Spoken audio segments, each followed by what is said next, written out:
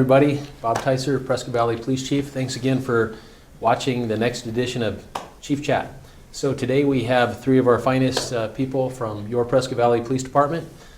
Today is Special Victims Unit, also known as SVU. So you're going to hear about that acronym throughout the next 15 minutes or so as we talk about what this great part of our organization does to support our community, in particular for people, oftentimes young people who are victims of crime, and how we support them through advocacy and also through the criminal justice system. So today we have Sergeant Scott Rudolph, the supervisor. Welcome, Scott. Thanks, Chief. We have Detective Shay Alens, our crack detective here for the department, and Mr. Javier Martinez, our professional staff member that does so much for our victims in support of them. So let's start off for a minute with you, Scott. Maybe you can just give the community a little bit of overview about what SVU is. Sure. Yeah, so we're a six-person unit, a special victims unit. We fall within the criminal investigations division. We have the three of us. We make up half of it. We have one sergeant. We have two sworn detectives, and then two victim service liaisons. And then we also have a forensic digital technician who helps with the investigative side. Okay, very good. Shay, tell us a little bit about yourself and how you found yourself in this detective position, and a little bit about what you do on a daily basis. Okay, yeah, so I'm the family sex crimes detective. That's pretty much strictly all I do, is all kinds of sex crimes. Ironically, I don't know how I got into this unit. I just was shadowing another detective when she was there, the DV detective. She kind of molded into sex crimes. I shadowed her a lot and helped her a lot with her cases, and I kind of just found out I'm really good at it. And so my job consists of investigating any kind of sex crimes. We do like proactive and reactive workloads for cyber tips, online stuff, exploitation of children, and then a lot of community outreach. So it's kind of a nutshell of what I do. A lot.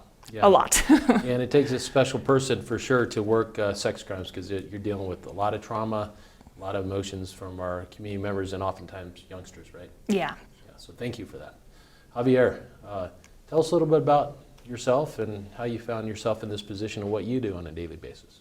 Okay, well, I began with Prescott Valley Police as a community service officer doing events and backgrounds. Transferred to this unit 4 years ago, to Special Victims Unit. And what I do is I read the police reports and decipher if there's a victim or not. If there is a victim, then I will reach out to them and let them know what their rights are, the criminal justice process, the next steps that need to be taken regarding their rights. Then I lost my train of thought. So you're doing the follow-up with victims and making sure they have support from other advocacy groups? Is that something? That's right. We do work closely with other groups in the community, such as YFAC, Stepping Stones, and others. And I do not handle sex crimes. That's for our other victim services liaison to do. But I do everything else. A lot of domestic violence, and fraud, and thefts, burglaries, things like that. I'm also one of the Spanish speaking. So if someone comes into the lobby and has a question, if I'm the only one available, then I'll assist with that. Thank you. Thank you for doing that. So Scott, Special Victims Unit, this is a portion of crime that society doesn't always know about, right? Correct. Can you tell our audience today, how they can get in touch with you if there is a crime or alleged crime, child abuse, sexual crimes? How do they find their way to you? Well, first off, to explain a little bit more about what we do, we pretty much handle all the person-related crimes that come through the Criminal Investigations Division. So we mentioned Detective Aylin. She handles most of the sexual-related crimes. We also have our other detective, Detective Goodman. He pretty much focuses on the person crime, so the domestic violence, child abuse. He's also the sex offender compliance officer that we have in the unit. And yeah, to get a hold of us, you can just call our non-emergency number, but you can locate us on the website, prescottvalley-az.gov. Just go through the police department tabs and follow the divisions, and you'll find your way to the Special Victims Unit. Thank you. And before we get into a little bit about what you do on a daily basis as far as interviews and arrests and helping out victims, you mentioned sex offender unit. Can you talk a little bit about what Detective Goodman does with that for our community as far as the sex offender registry? Yeah, so it's a pretty large task. He's pretty much the one-man unit with that. He's responsible just for the compliance of all sex offenders within the town of Prescott Valley. He maintains his lists and his logs, and he's got his monthly checks that he does on that, and made sure that everyone's within compliance of whatever their status is. So when we see something out in the newspaper and the news notifications, does that come from your unit, letting the community know that here's a sex offender notification? Do you do that? In a roundabout way. It doesn't necessarily come from me. It could come from Detective Goodman. YCSO also has involvement in that. Thank you. Thank you for the notification of the community. So let's talk about a little bit about interviews. We're talking children, right? How do we keep our children feeling safe when they come in for interviews with you? How do we do that? When we do interviews with children, let me back that up a little bit. We have a special way that we do interviews with children. It's called a forensic interview. And I promise the interview is not as scary as the name makes it sound. Basically how we set it up is through YFAC. So you have a Pi Family Advocacy Center. They set it up to where it's supposed to be kind of a one-on-one with a civilian. It's always open-ended questions. It's always led by the children. And it starts on a neutral topic. They'll ask them to tell them why they're there today and then end on a neutral topic. And it's always led by them. So it's never direct questioning. There's no grilling. There's none of that. It's whatever they're willing to tell us. And we found that when they're talking to someone they don't know, especially in it's a nice comfy room, big comfy couch, they open up a lot more because they know they're never going to see that person again. So they don't feel judged. It's a soft interview. I've been trained on doing it. I know that Detective Goodman's been trained on doing it. So when we do it with the kids, we'll make sure we don't have our gun and badge on, but they're always soft interviews, and they go a lot smoother. Yeah. Okay, so it's a little different than interviewing adults. Very, very much so. It's different techniques, different rooms, so we can keep our victims of these crimes feeling safe when they come see you? Not just safe, but you also have to think, kids are very impressionable, okay? When you ask them direct questions, they're going to give you an answer that they think you want to hear. A really good example I give parents on why they can't be in there or anything like that is, well, let's say you come home, you've had a bad day at work and you stub your toe on a coffee table. Well, now you're mad. Kids aren't going, oh, well, Dad just stubbed his toe. It's, well, Daddy's mad, what did I do? So when you ask them a question, they're going to give you the answer they think you want to hear. And that's why we do the forensic interviews where it's open-ended questions, tell me about this, what next, tell me more, because then it's all coming from them and they don't feel the pressure of having to give us an answer they think that we want to hear. Thank you for that. Javier, so then you're dealing with, while Detective Shea's doing interviews with young victims at times, I imagine you're dealing with parents. Helping them out a little bit how to work through these Right. stressors. From time to time, I would provide them with resources in our community, let them know what the next steps are, what court is going to look like. If they need assistance with an order of protection or an injunction against harassment, that's something I can provide assistance with. Great, thank you. So today we got an opportunity to talk a little bit about what you do with our community. What would you want to tell our community about your unit specifically? Not a question that I have. What's weighing on you that you would like to get out to society so that we can work yourselves out of a job? Wouldn't that be awesome? That'd be so awesome.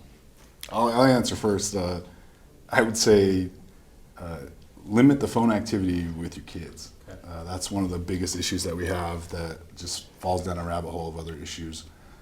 The apps that they're on, the communications. If you are going to have your children have phones, make sure that you're monitoring it, that you're limiting access. Don't just give them free rein to do whatever they want on their phones.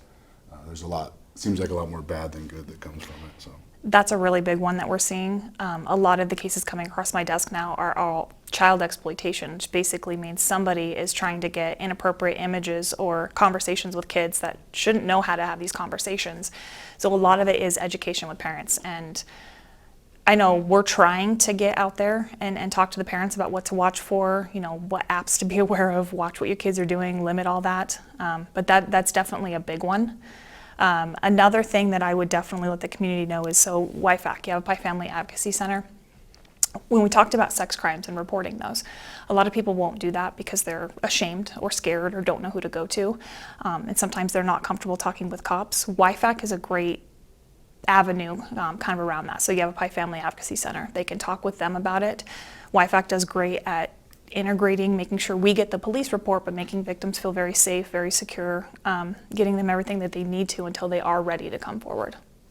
That would be my second thing after electronics is huge. Yeah, it's a big deal. And so just thinking a little bit further about the decision making that young people make, which that brain's not, matured until what, 25, 26 years old, or somewhere in that range. Young people are sexting, right? Is that happening, and can you become a victim of a crime in that world? Absolutely. So there's kind of a couple different things with that. A lot of times is there are people out there, okay, we play by the rules. Bad guys don't play by the rules. They can create fake profiles, pretend to be whatever age, go friend somebody and have that conversation, and they're very manipulative. They will start off easy and then they'll just kind of work their way in to get whatever they can from that child, whether it is having inappropriate conversations, sending inappropriate photos, finding out addresses, trying to go pick these kids up. And we're seeing it a lot more, especially because our world is very tech savvy, and it's a thing that's all over. And it's people, like, parents need to realize, watch what your kids are doing, but kids also need to realize, like, they don't have a right to privacy on their phones. They're under the age of 18, parents pay for their phones, like their parents are allowed to monitor that. And that's the other thing I'm seeing is parents will be like, oh, well, I tried, but they got mad at me and they wouldn't let me touch their phone. It's like, no, they're kids, like you should be going through their stuff, making sure they're safe. Like that's your job to keep them safe. Yeah, for sure. And one other point I want to bring out on this is if a young person sends an image of themselves to somebody that they know, right? Somebody that at that time in their life they're comfortable with, then let's say that relationship dissipates. Can that person that has that image then turn that around on them on, let's say, trying to get even with them or trying to get money from them, exploit them? Does that happen? We've seen that a lot. What kids don't understand is when you're under 18, any nude or sexually explicit photos, just taking the photo is a felony. Yeah. Sending that photo is a felony. Asking for that photo is a felony. And then even doesn't matter whether you sent it when you were in a relationship and then after you're sharing it, you're still sharing it. It's still a felony. It's still illegal, and you can absolutely get in trouble for it. Yeah, these are just things that us as adults and parents really need to help young people understand, because they're not making those appropriate decisions, and sometimes there's an emotion involved in there, so we have to help them with that so they don't end up becoming a victim. It's all about education. That's the biggest thing. And so one thing that our unit does is Teen Maze, which is great because I think we had 800 students come through last Teen Maze a couple weeks ago, where I only got 5 minutes, but in 5 minutes we were able to tell them, like, hey, sending these is illegal, doing this is illegal. It can, and not just illegal, it can impact your future. So we at least got a little bit out, but it's all about education, getting into the schools, talking to the kids, but also talking to the parents and letting them know, like, hey, I know you think they're in their room doing their homework, but you might want to monitor this. Yeah. Who are they chatting with? Who's reaching out to them on any of their social media apps, gaming apps, anything like that. It's all about education. Right, thank you for that. Javier, any final thoughts you may have to the community on how we can keep our kids safe, how we can keep our community safe, how we can resource for folks that find themselves as victims in these areas? I do. Not necessarily only kids, but I mean, it's a really good idea to lock your car whenever you leave it. We've had a lot of burglaries, unfortunately. People are leaving things in plain sight, high dollar items in their front seat.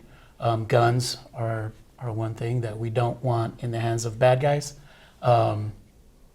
With regards to high price items, you can take a picture of the serial number so that when you do create a report, it's easier to track it if we do come across it. If you're on your computer and a pop-up comes up, don't click on it. If you're on your phone, or I'm sorry, if you receive a phone call and you don't recognize the phone number, just let it go to voicemail. There are too many fraud cases coming through where it seems like it's coming from a trusted agency and it's someone from another country posing as someone they're not, and they're wanting to get money. They're via Bitcoin or gift cards or something like that. All right, well, thank you for that. So crimes against persons, you know, Mhm. that's what we're trying to stop. So I appreciate those. Those very helpful tips that you heard from Javier there. Sergeant Rudolph, you lead this team. We appreciate it, and thank you for that. Any final thoughts you may have for the community before we wrap up? No, I mean, I think we've pretty much covered it. Great. Well, thank you. Thank you. Thank you for all three of you and for your peers that are back at the office working right now, because you do great work for our community. It's tough work, and we know it's hard, but we're thankful for all three of you and your team. So thank you. Thank you, sir. Prescott Valley, thank you. You heard from another great unit here on our police department, your police department, Special Victims Unit. So they're here to support this community, and they just do great work. So we're grateful for that. We look forward to seeing you next time. Maybe as we get closer to Christmas, we'll bring another awesome group from Prescott Valley to share with you a little bit about what we do at your police department. Thank you and have a great day.